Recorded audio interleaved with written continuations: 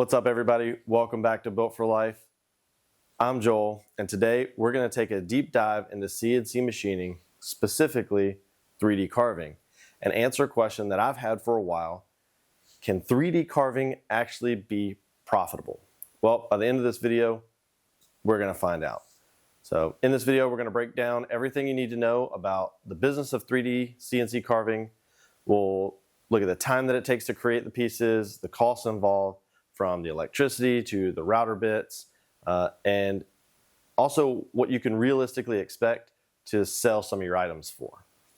So whether you're thinking about buying a CNC machine or you have one collecting dust in your shop currently, you've probably looked at 3D carving and thought it was pretty cool, just like I did, and wondered, is something like that actually a viable way to make money? Well, we're going to crunch the numbers and do a case study on an item that I've already carved and look at the time involved and what it's actually selling for online currently. So if you're ready to take a deep dive into the nitty-gritty of the business side of CNC profitability, stick around. It's time to separate the facts from the hype and find out if we can actually carve out a legitimate business model with 3D carving. So before we get into the number crunching, let's talk about some of the equipment involved that you may need for 3D CNC machining. Now, if you've already have a CNC, then you're ahead of the game. But at the heart of all this is your CNC machine. And it's going to cost you, if you don't have a CNC machine, it's going to cost you anywhere from $2,000 to $5,000 to get into a hobby level CNC machine. On top of that, if you already have a CNC machine and you've just been doing the standard signs and cutting and pocketing, there are also some added costs onto 3D carving. One of those is the CAD software. So not all CAD softwares are created the same. Some of them require a higher level of subscription to do the 3D work. For instance, Vectric, which is a popular one that I use, they have different models. They have Vectric Desktop, and then they have all the way up to Aspire. Now, each level allows you to do a little bit more than the other does. So I use VCarve Pro. It allows me to import 3D images and manipulate them a little bit and then write toolpaths. Aspire will let you completely create 3D art and designs and toolpaths, and there is no restriction on Aspire. But the cost difference is several $100s. To get into VCarve Pro, you're already looking, I think the last time I looked it was like $700, and then Aspire was $1,400 or $1,500 to get into that. So that's a significant cost if you're already CNC machining and you just want to get into 3D carving. Now, there are other programs that you can use. I believe there's even some free stuff out there that you can use that gets you into the world of 3D carving. But for now, we're going to do this assuming that you already have a CNC machine and you already have the CAD software, like in my situation, but you're just not 3D carving. The next thing we're going to talk about are the bits. While 3D carving can use your standard downcut, upcut end mills and V-bits, there are specific to 3D carving bits that you're going to want to purchase. Specifically, a 1/4 inch ball nose bit and then a detailed ball nose bit somewhere around the range of 1/32 inch. On the low end for those bits, you're going to spend at least $30. On the average, you're going to spend anywhere from $50 to $80 for a good 3D carving ball nose bit. So now that we've talked about some of the extra costs involved with 3D carving, now we're going to get into where your money really gets spent. And the added thing to 3D carving that's a little bit different from others is the thickness of the material. So you're going to want a thicker material because you're variable in height. As you can see here, thin, thick, thin, thick.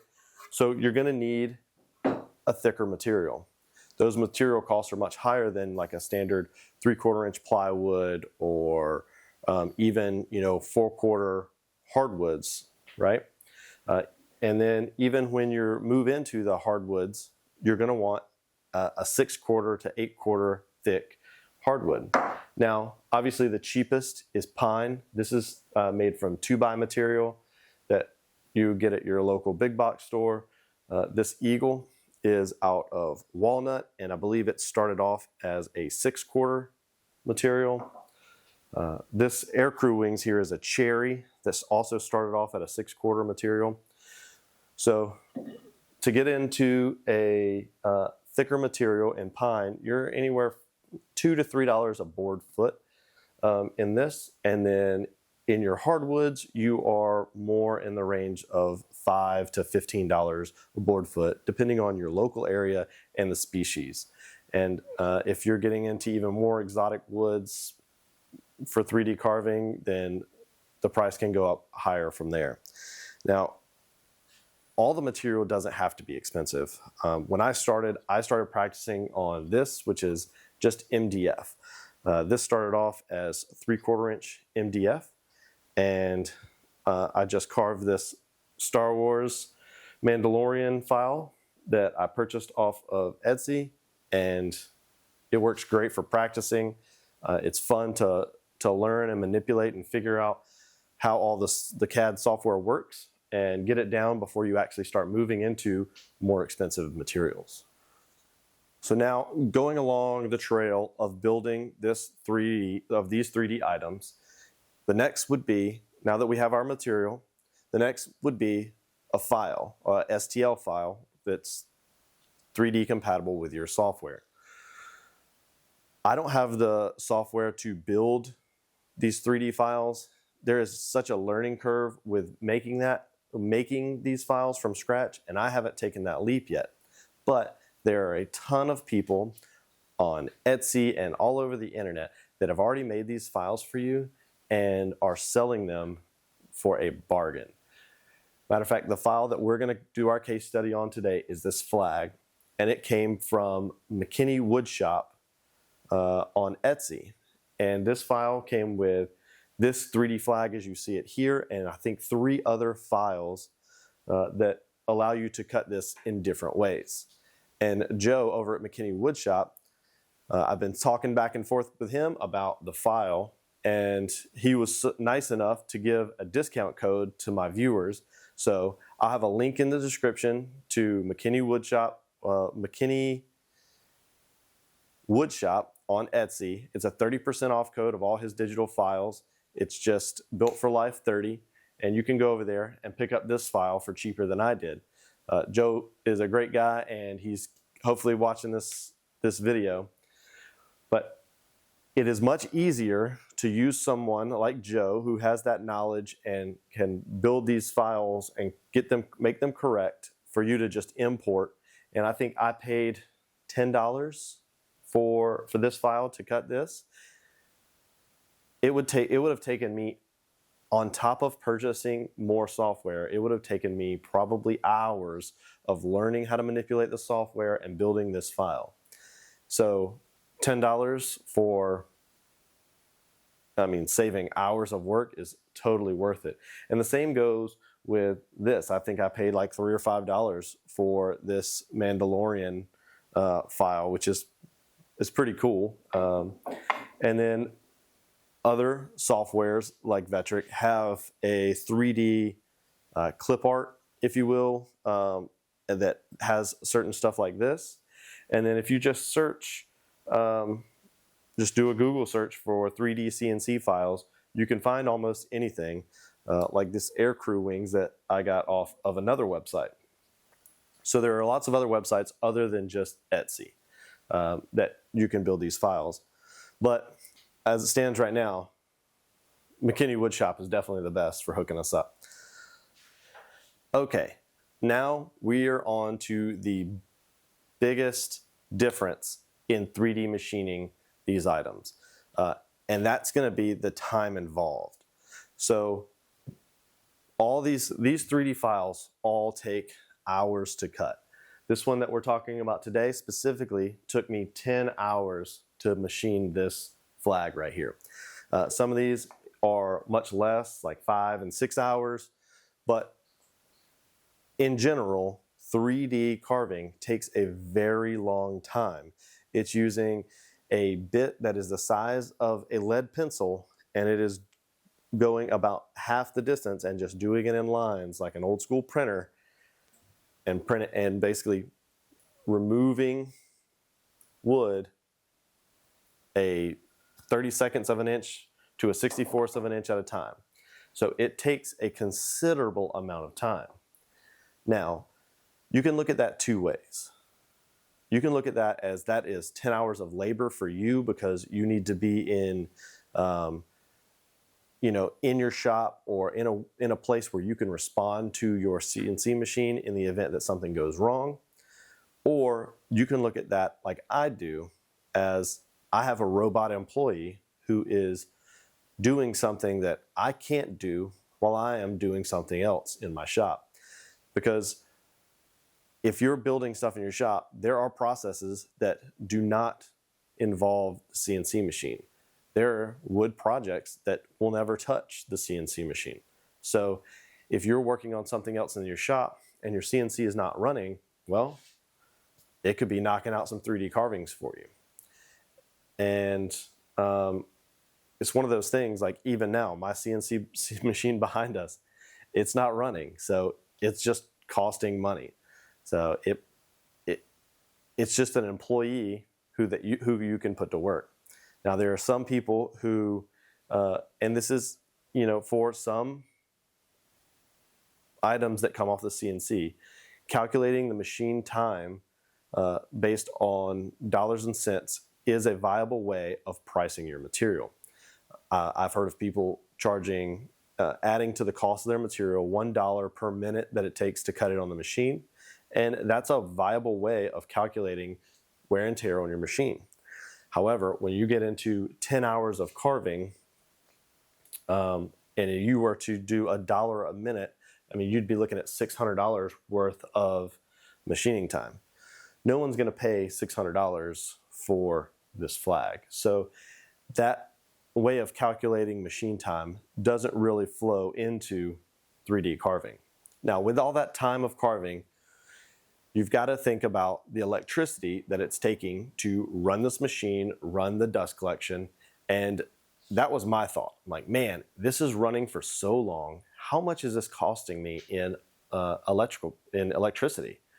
So I went down the rabbit hole and I decided that I was going to calculate how much it cost to build this flag in electricity.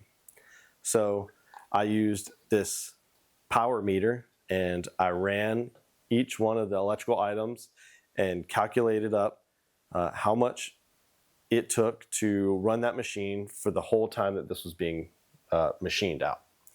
So now we're going to get into the case study, since we've got this thing machined, and we're gonna talk about how long it took to do this and where I calculate labor. And then we're going to look at the real world, what they're actually selling for, and see if it's profitable. All right, now we're going to get into the case study, and that is this flag. I specifically picked this 3D flag design because I could go online and I could see, based on the recent reviews and the items available, that examples of this are actually selling online. So I had a real world item that is selling, that people are making and selling currently, and current prices. So first off, we're going to start with the material. Now, this particular flag is 23.5 by a little over 12 inches. That gives us, so at 2 inches is where this started off. So that gives us about a little over 3.5 board feet. So at $2 a board foot, that's like $7.50. But we're going to go ahead and, for calculating purposes, we're going to go ahead and round that up and say that the material cost, the wood cost alone, was $10, right?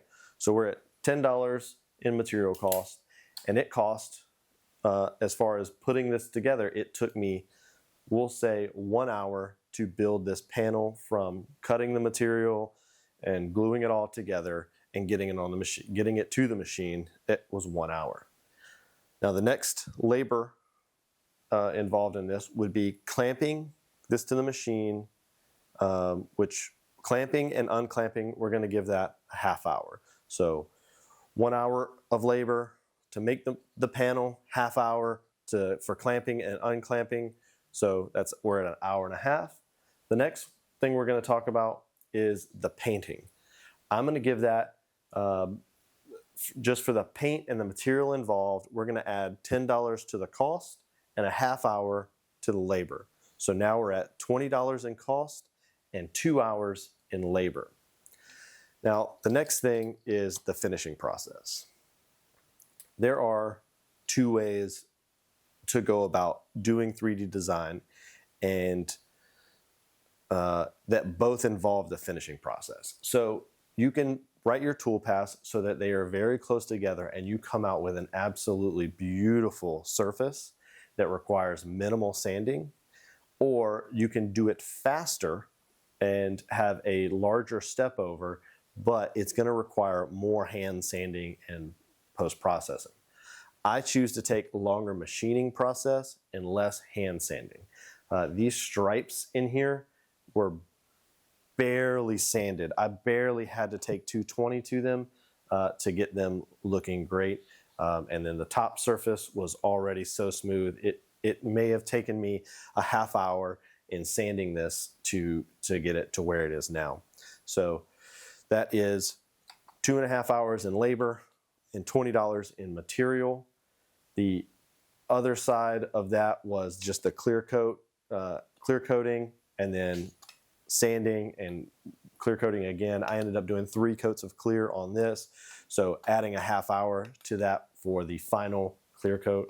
So now we're at 3 hours of labor and $20 in material cost. So what are the real world flags like this selling for? Hop in the comments, take a real world guess at what things like this are selling for. Oh, you know what?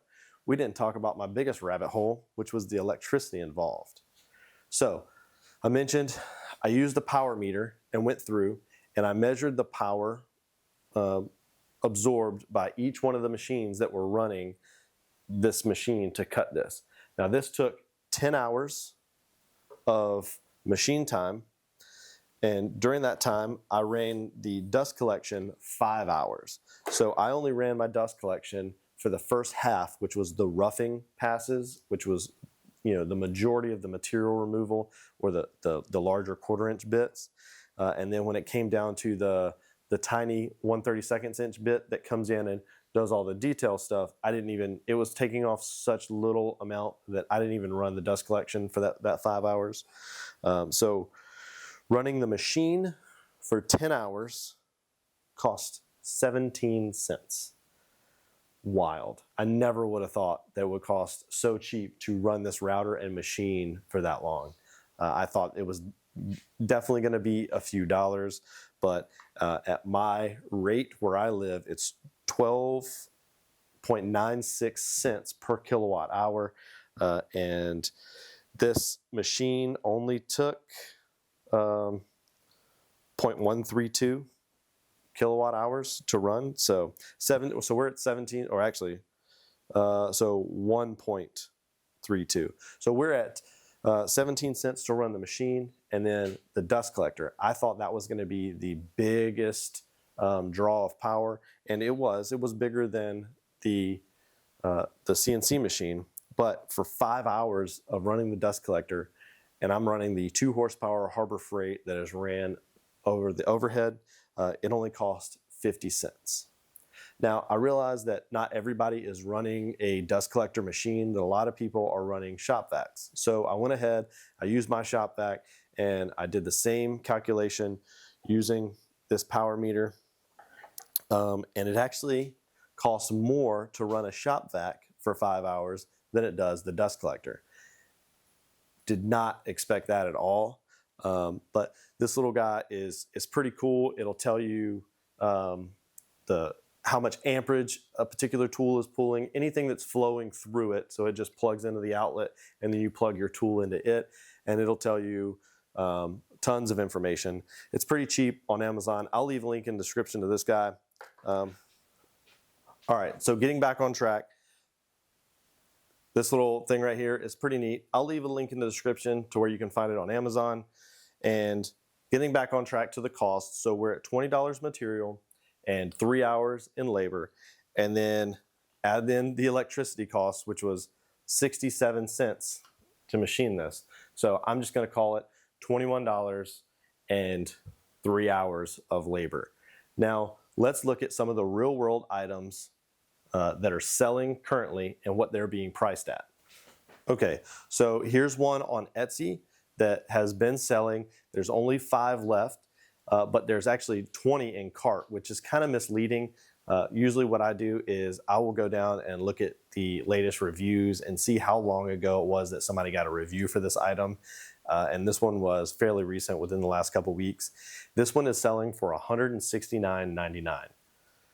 Okay. Now here's another example, and this one is a rustic American wooden flag. And even at 17 inches by 9 inches, it's selling for $150. And there's only one left, but there's 5 in cart. So with recent reviews. So just looking at those examples, I think for this 12 by 24 flag, I think an easy, reasonable price would be $150.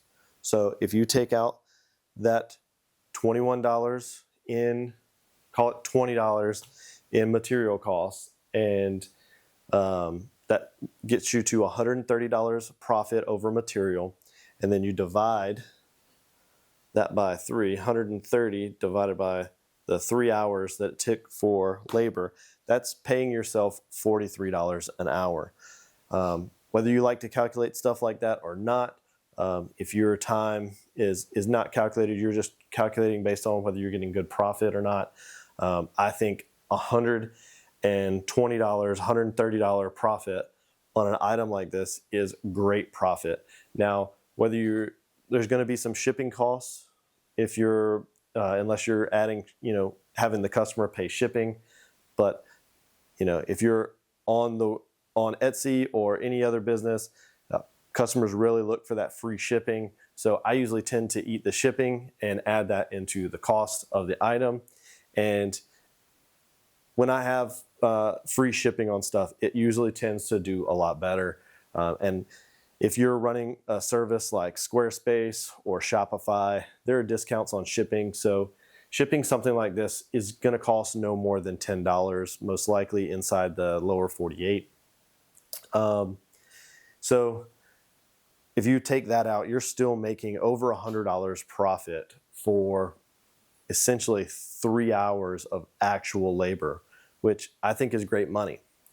Now, on to the overall look at, could 3D carving be a viable business for your CNC machine? I think where I'm standing on my case studies, I think it could be a viable business. I don't think it is a very, I don't think there's potential there to make a lot of money, but if you're running a pretty good pace and making a decent amount of product, then I think $30,000 to $40,000 a year of profit would be fairly easy to obtain. I think it lends itself much more to an add-on to your business or a side hustle, just because the labor involved and the machining time. I can have the machine running and be machining and still be spending time with my kids or my family. And then when I get those 3 hours to do the actual labor part, I could do it and then have it sitting waiting for the next show or putting it on my website, something like that. And I also think that if you're somebody who does shows, that these are attention getters. I think if nothing else, when people see this stuff, it will get them into your booth to say, oh, wow, and then get the conversation started and say, oh, that's lovely. What other kind of things do you do? So having a giant 3D flag where I'm going to make $100 profit sitting in my booth at a show, while yes, it's nice if it sells for $100, but if it draws in 20 or 30 people to say, oh wow, look at that flag, and then they start looking at other items on my table that I may have a higher profit on, then I'm better off for it. That is another thing that we didn't cover, is the time that this is on your table. So that's 10 hours on your table. That's 10 hours that you're not cutting other product. So I equate that as, if I have other product to cut, I'm not going to be cutting 3D stuff. So if there is a period of time in which I'm not using my CNC, then I can cut 3D items. So I'm not going to cut 3D items unless I'm not doing something else. So I think that portion is a wash, because there is currently tons of time where my CNC machine is not running because I'm off doing other things in the shop, finishing other products, building other items. So this machine could be running and making these CNC items. And if you're interested in purchasing some of these 3D items, I'm going to leave a link in the description to my website. It's very tiny. I don't do a lot, but this specific flag will be up there for sale. I'm going to make a couple more because from posting this on social media, there are multiple people that are interested in purchasing these. So this one's not finished yet. I'm going to go ahead and add a frame to it and put it online for sale. But if you found this video interesting, jump in the comments and tell me what other videos you would like us to do. And if you want to talk about 3D carving, there's a link in the description to my Facebook page. And as soon as this video drops, I'm going to start a conversation on 3D carving. And tell me what you're doing. Are you currently carving, making 3D items and selling it? Are you having good success? What have you learned? Let's go ahead and start that conversation up. I think I will continue doing this as a side hustle, as an add-on to my business, not as a primary means of income.